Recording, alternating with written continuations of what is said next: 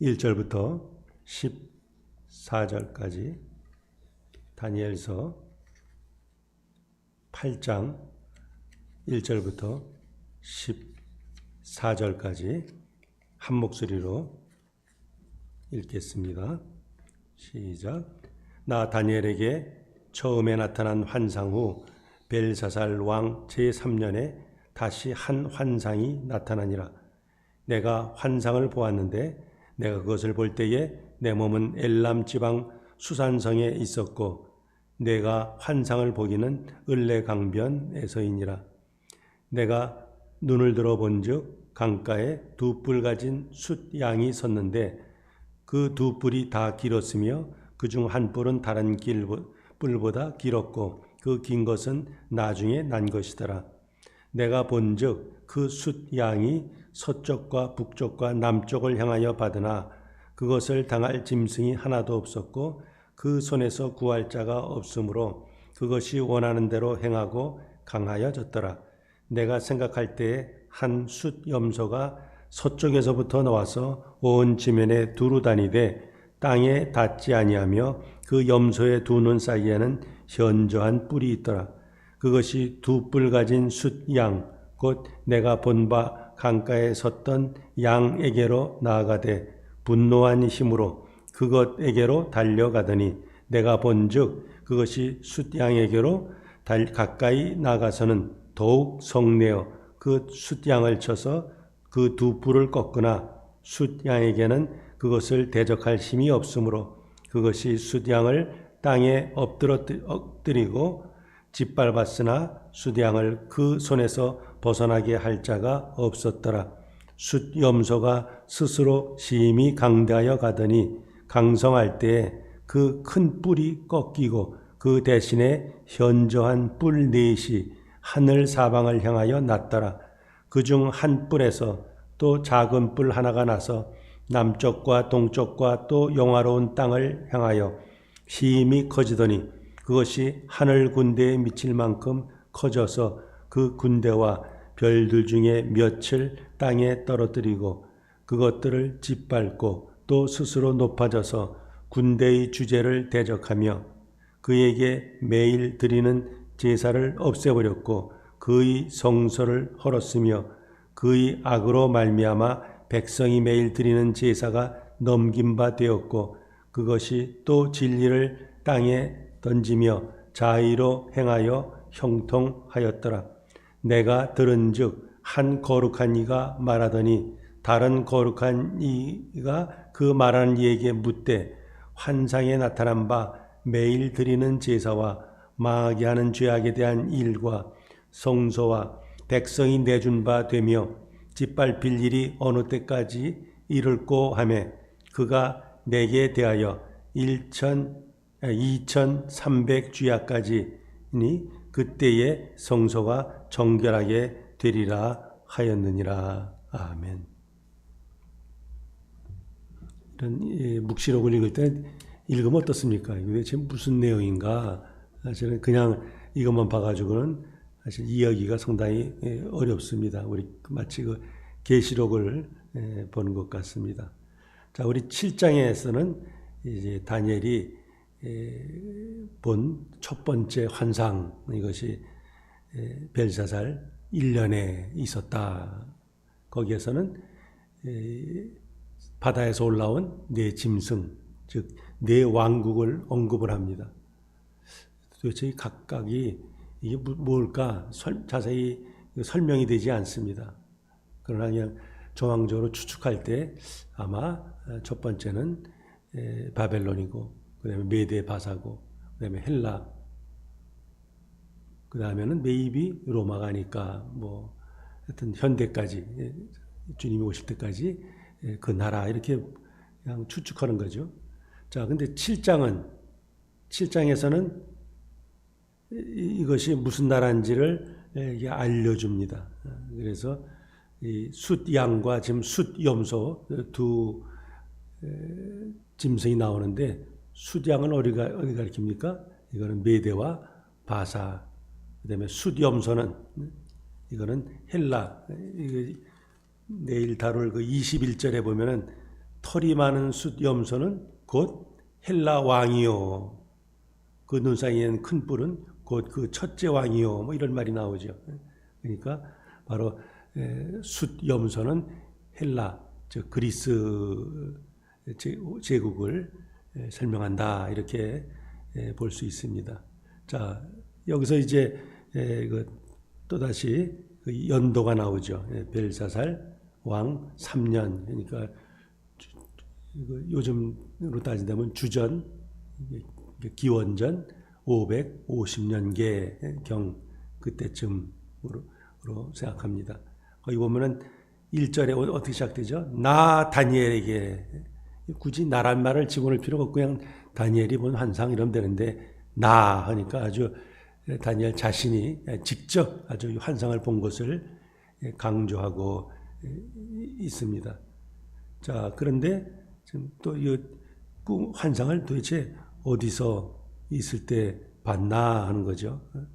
우리 에스겔도 보면 바벨론 그발 강가에 있을 때 그 환상의 장면 어디예요? 예루살렘에 있는 것을 봤죠. 근데 다니엘은 어떻습니까? 환상 가운데 지금 어디 있다고 그래요? 수산성에 있다 말하죠.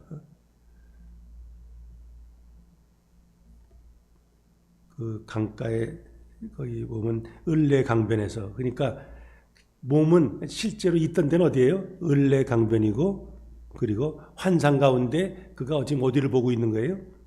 수산성을 보고 있습니다. 자, 수산성 하면은 이 바벨론에서부터 한 동쪽으로 한 200마일 이상 떨어진 350km 정도 된 그 동쪽에 있는 곳입니다. 그러니까 당시 수산성은 엘람이라는 그곳의 수도입니다. 그래서 이 메데 바사 그 왕국에서 아주 큰 도시 중에 하나, 그게 바로 수산성입니다. 그리고 그 페르시아 왕들이 보통 그 겨울에 좀 그 겨울을 나기 위해서 그 궁을 만들었던 것, 그것이 바로 수산성입니다. 근데 하여튼 그 장면을 거기 보니까 뭐예요? 눈을 들어본즉 강가에 두 뿔을 가진 숫 양이 있더라. 그러니까 이 첫 번째 나타나는 이 짐승, 이것은 바로 어느 나라라고요? 메대와 바사를 좀 상징하는 거죠. 근데 보통 숫 양하면 어떻게 돼요? 뿔이 이렇게 똑같아야 되는데 이 여기 나온 환상에 나온 이 숫 양은 어때요? 뿔의 길이가 달랐다 이거죠. 보통 이게 양쪽에서부터 이렇게 뿔이 쭉 난. 근데 여기서는 뿔이 뭐예요?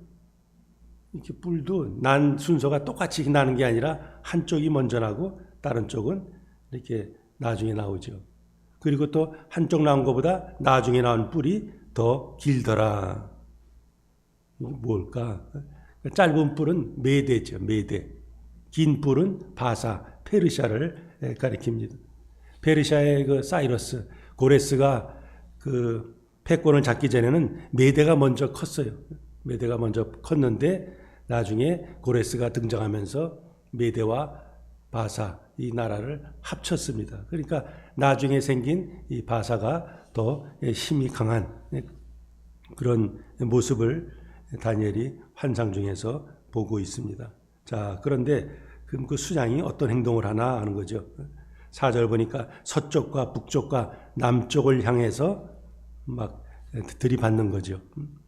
그러니까 아까 그 바벨론에서부터 동쪽으로 한 350km 떨어진데 지금 있는데 거기가 이제 메대 뭐 그쪽 지역인데, 자 거기서 서쪽을 향해서, 그러니까 바벨론, 뭐 시리아, 소아시아, 더 나가면 그리스, 이게 서쪽이죠. 북쪽은요, 요즘은 따지면 뭐 아르메니아, 뭐 카스피아 있는 뭐 그쪽이 북쪽이고, 남쪽은 뭐 애국, 뭐 팔레스타인, 뭐 이런 쪽이죠. 그러니까 아주 메대 바사가 막강해가지고 그냥 온 그 중동 지방을 갖다가 지금 완전히 평정하는 거죠. 사방을 향해서 공격해도 그 수장을 당할 짐승이 없었더라. 이거 저 빨리 구원해야겠다 하면서 그 손에서 구원하는 자도 없더라. 그러니까 그냥 뭐 이 수장이 원하는 대로 뭐 막 정복을 하고 그래서 대적하는 자가 없었다 하는 거죠. 자, 그런데 갑자기 5절 보니까 한 숫염소가 서쪽에서부터 나타났다. 자, 서쪽에 있는 큰 나라, 아까 말씀드렸죠? 이제 나중에 그 21절에 보면은 거기에 털이 많은 숫염소는 곧 헬라 왕이라 이런 말이 나오죠. 그러니까 서쪽에서 헬라 제국이 딱 등장했습니다. 자, 근데 거기 아주 현저한 그 뿔이 있다 그랬어요. 뿔. 그 그리스의 제일 대표하는 그 왕이 누굽니까? 알렉산더 대왕이죠. 아주 가장 강력한 그 왕이 등장해서 그리스를 통일하고 이제 주변 나라들을 차례차례 좀 점령하는 그런 모습이죠. 근데 그의 모습이 온 주변에 두루다니며 땅이 닿지 아니하며 뭐 이런 말이 나와요. 땅이 닿지 않는다. 그러니까 뭐예요? 굉장히 뭐 빠른 속도로 뭐 진격했다 이렇게 볼 수도 있겠고, 또 한 곳에 머무르지 않고 금방 정복하고 또 다른 나라 정복하고 뭐 이런 식으로 표현할 수 있어요. 자, 이 아버지 필립의 뒤를 이어서 알렉산더가 왕이 됐을 때가 20살입니다. 근데 굉장히 아주 젊었을 때죠. 근데 1년 반 만에 페르시아를 그가 공격하고, 그리고 2년 뒤에 완전히 이 아르벨라라는 곳에서 대승을 해가지고 페르시아를 정복합니다. 그러니까 불과 이 3년 만에, 왕으로 즉위한 지 3년 만에 페르시아 제국을 이렇게 정복을 하고 완전히 그 일대 소아시아, 중근동 이리까지 거기를 완전히 평정한 그런 사람이 바로 알렉산더 대왕이죠. 자, 그런데 그 7절 보니까 이제 거기도 막강하죠. 막 달려가서 수장을 뭐 꺾거나, 수장은 도저히, 그러니까 페르시아 제국이 도저히 그 알렉산더가 이끄는 그 헬라 군대를 당할 수가 없어요. 그러니까 아주 대적할 힘이 없었다. 그냥 아주 맹렬하게 헬라 군대가 쳐들어와 가지고 페르시아는 망하게 됩니다. 그러니까 이렇게 아주 극박한 공격으로 인해서 완전히 페르시아는 짓밟힘을 당하고 아주 꼼짝 못하는 거죠. 그래서 거기 보면 수양의 두 뿔을 부수었다. 아까 그 수양이 뭐예요? 하나는 메대, 하나는 바사. 그래서 완전히 부서뜨린 거죠. 양을 땅에 넘어뜨리고 완전히 밟아버렸어요. 그러니까 페르시아 한때는 막강했으나 도저히 헬라 군대를 방어할 힘이 없었고, 또 넘어졌어도 도와줄 자가 없었더라. 지금 말씀하고 있습니다. 자, 그런데 지금 어떤 일이 벌어지나? 그게 바로 8절입니다. 수점소가 스스로 심히 강대하게 가더니 강성할 때 그 큰 뿔이 꺾였다. 큰 뿔이 아까 누구 가리킨다 그랬어요? 알렉산더 대왕을 가리키죠. 근데 그가 꺾였다 이렇게 말하죠. 그냥 아주 막강하게 그냥 아주 짧은 시간에 대제국을 이뤘어요. 그러나 이제 그가 또 페르시아 치고 나서 어디로 갑니까? 인도까지 가죠. 아주 이 무리한 동방 원정 속에서 이 알렉산더 대왕이 33살에 열병에 걸려서 죽게 됩니다. 그가 죽게 되니까 거기 보면 그 대신에 현저한 뿔 넷이 하늘 사방을 향하여 났더라. 현저한 뿔 넷. 그러니까 그의 밑에 휘하에 4명의 장군들이 그동안 점령했던 나라들을 넷으로 쪼개가지고 좀 갖게 되는 거죠. 그래서 이 카산더 그는 원래 이 그리스 지방, 마게도니아 지방을, 그 다음에 리시마쿠스는 이 소아시아 지방을, 셀루쿠스는 시리아를, 그 다음에 프톨레미는 이집트를, 뭐 이런 식으로 해서 4명의 장군들이 4개의 뿔로 이렇게 보여지고 있고, 그들이 각각 나라를 다스리죠. 그렇게 이 헬라 제국이 4나라로 쪼개져서 가다가 9절에 보니까 그 중에서 한 뿔에서 또 다른 작은 뿔이 나서 남쪽과 동쪽과 또 영화로운 땅을 향하여 심히 커지더니 그랬어요.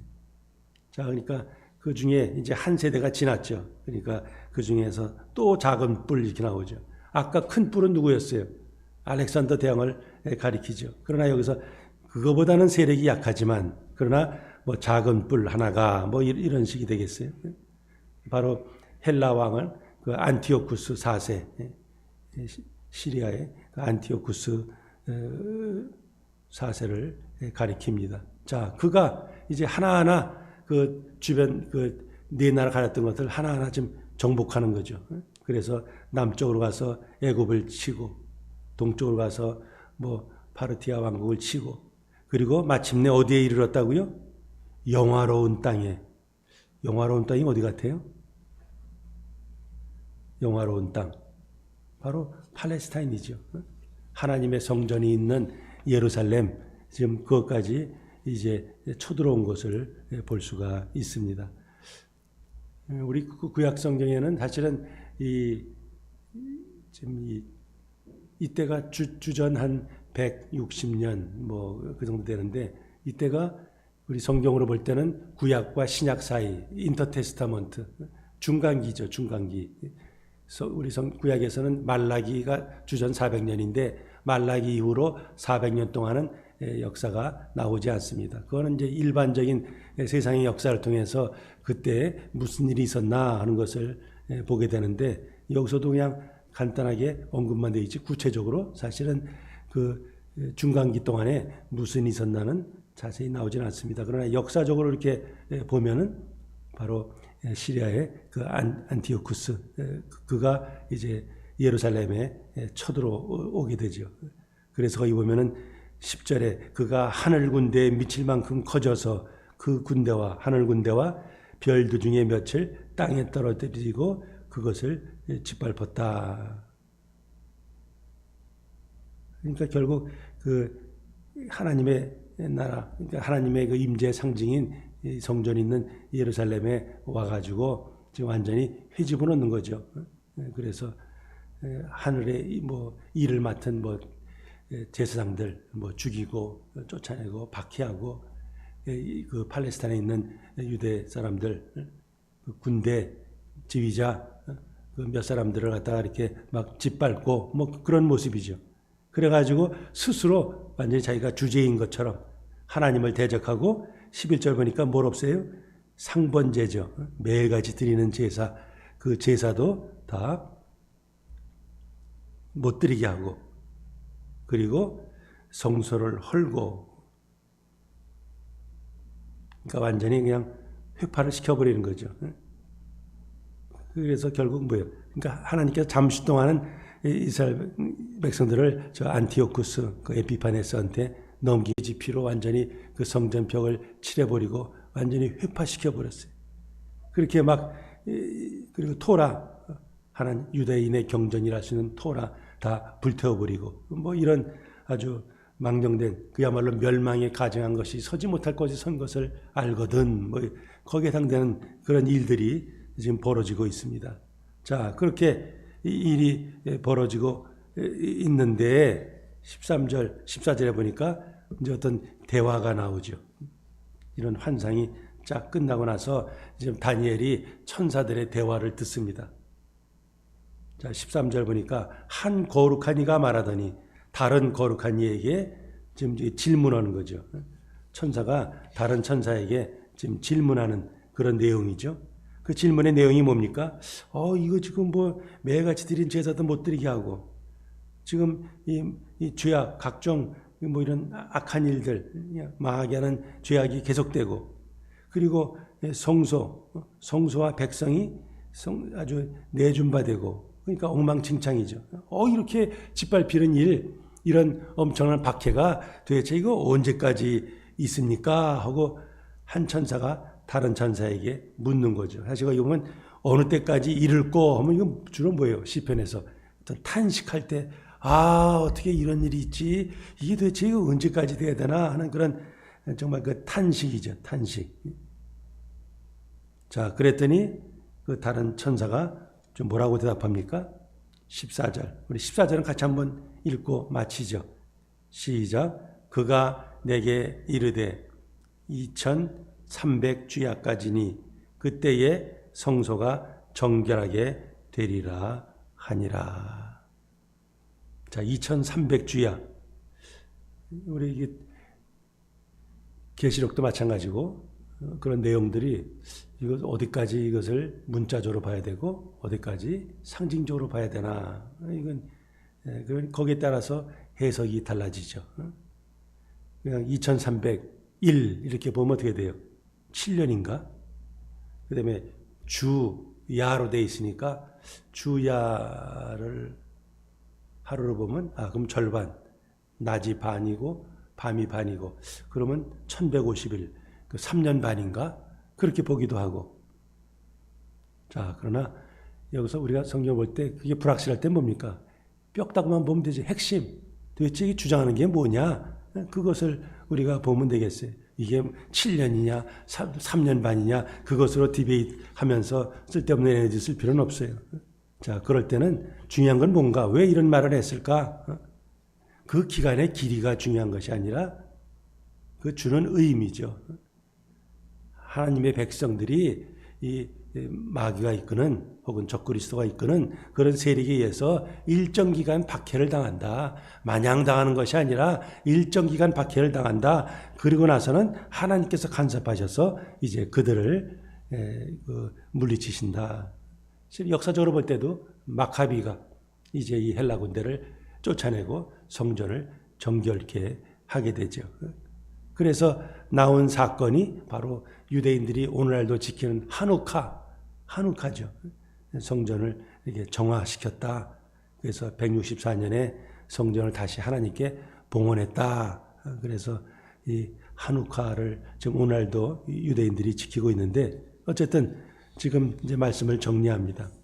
이 보면 이 숫양과 숫염소 환상을 다니엘이 보게 됩니다. 숫양은 뭘 가리킨다고요? 메대와 바사. 숫염소는 뭘 가리킨다고요? 헬라 제국을 가리킵니다.